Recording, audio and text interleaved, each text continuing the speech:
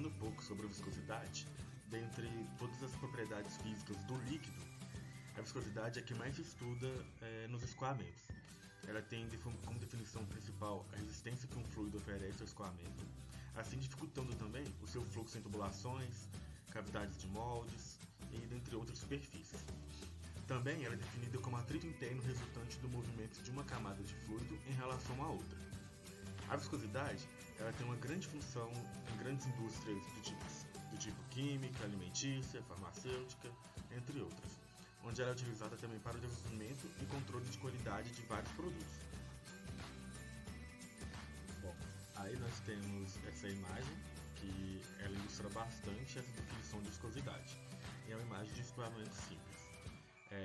Para calcular a força por unidade de área na placa superior, depararíamos com a seguinte forma: F dividido por A é igual a M vezes V dividido por D, onde D é a distância entre as superfícies das placas.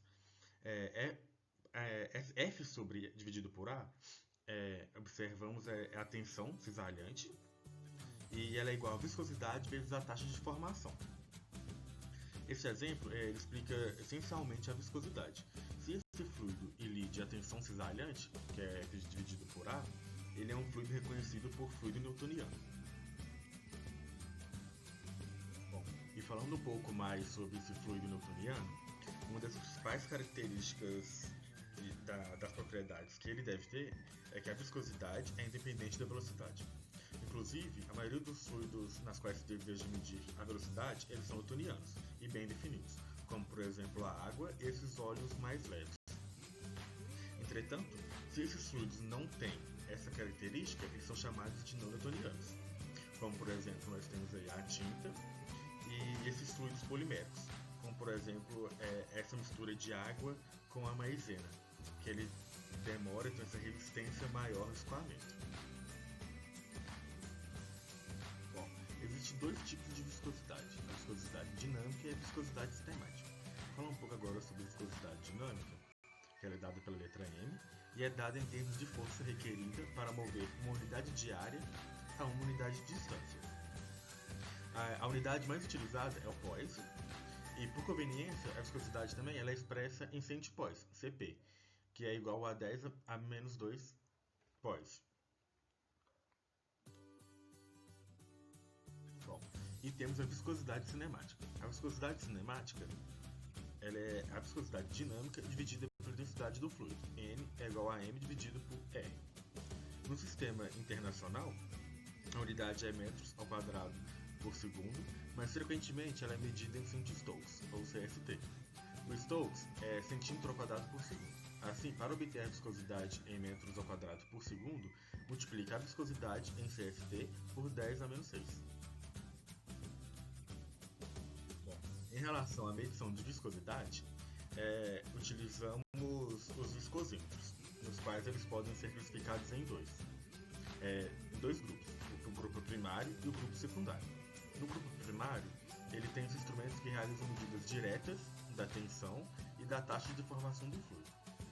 Esses instrumentos eles também possuem diversos arranjos e podem ser concebidos para este fim. Alguns exemplos desse tipo de instrumentos são o de disco, o de cone disco e o de cilindro rotativo. Estes visam reproduzir o escoamento entre placas planas e paralelas. Bom, no grupo secundário, deduzimos que a razão entre a tensão aplicada e a taxa de deformação por meios diretos. Ou também, se não medimos a tensão e a deformação de forma direta. Um exemplo para essa categoria é o viscosímetro capilar, no qual a viscosidade dele é obtida através da medida do gradiente de pressão de um escoamento laminar em um tubo. Um outro exemplo a ser considerado é o viscosímetro de Stokes, onde determina-se através de medições do tempo de queda livre de uma esfera através de um fluido estacional. Temos aí exemplos de viscosidade, tanto de fluidos quanto de gases. A viscosidade aí foi dada em Cp e alguns fluidos aí estão a temperatura de 20 graus Celsius. E é uma coisa muito importante, ao medir a viscosidade, um dos fatores primordiais, né, para ter essa medida correta e precisa, e comparar bem dois ou mais produtos, é levar em conta a sua temperatura, porque ela é fundamental. No caso, o ideal é ambas em 25 graus Celsius, só que nesse caso da tabela, a maioria foi feita em 20 graus Celsius, mas é importante que as duas estejam nessa mesma temperatura. Olá, gente, meu nome é Guilherme e vou mostrar para vocês na prática como fazer o cálculo de viscosidade a partir de um copo forte. O experimento foi feito dentro das dependências da fábrica da Alpha Cosméticos em Nova Lima, local onde eu trabalho. Fiz esta análise de viscosidade de um sabonete líquido que utilizamos no laboratório. E como eu estava sozinho no laboratório, não consegui gravar o primeiro procedimento, mas ele é bem simples. Coloquei o copo forte em seu suporte, tampei o furo inferior com o dedo, completei com o sabonete até a sua borda e raspei com uma espátula o excesso. Aí, utilizando de um becker para coletar o material, soltei o dedo do furo e calculei o seu tempo de vazão.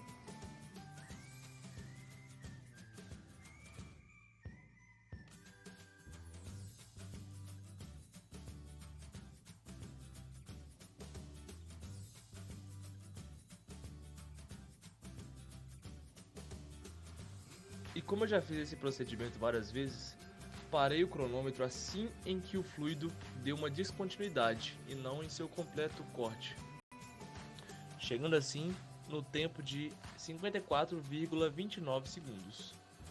E utilizaremos desse valor para fazer o cálculo da viscosidade. O copo forte que foi utilizado é o de número 3. Então, em função do orifício que foi utilizado, inúmeros dados experimentais mostraram uma relação de um tempo de escoamento e a viscosidade do líquido. O copo forte número 3 é exatamente essa daqui, onde se nós substituirmos os valores, no caso o T sendo o tempo gasto de escoamento do líquido que nós vimos no vídeo, chegamos que a viscosidade dele é de 110,42 milímetros ao quadrado por segundo. 1 milímetro ao quadrado por segundo é equivalente a um CST, que é uma unidade do sistema CGS para viscosidade cinemática. Então isso daqui seria igual a 110,42 CST.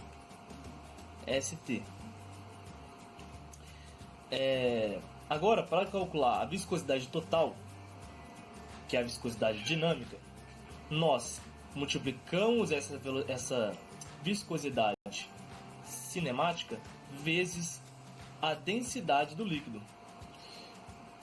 Como esse líquido tem a densidade aproximada de 1, temos então que a viscosidade dinâmica ou viscosidade total desse fluido é igual ou aproximado, no caso, a 110,42 cent-poise ou CPS.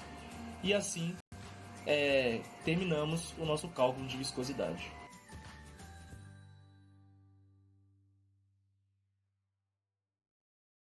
Pessoal, tudo bem com vocês?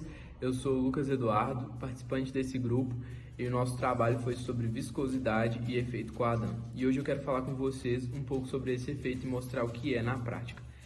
Por definição, diz que esse efeito é quando o fluido ele tem um fluxo laminar e ele tende a acompanhar a curvatura do objeto por onde esse fluxo está percorrendo.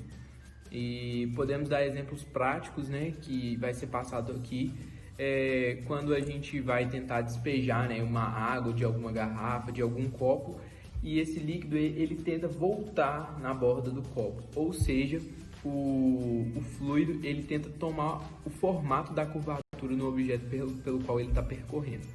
E é isso que é o efeito Coadam, e que é relacionado à viscosidade, devido, né, cada fluido de uma viscosidade diferente apresentar um comportamento.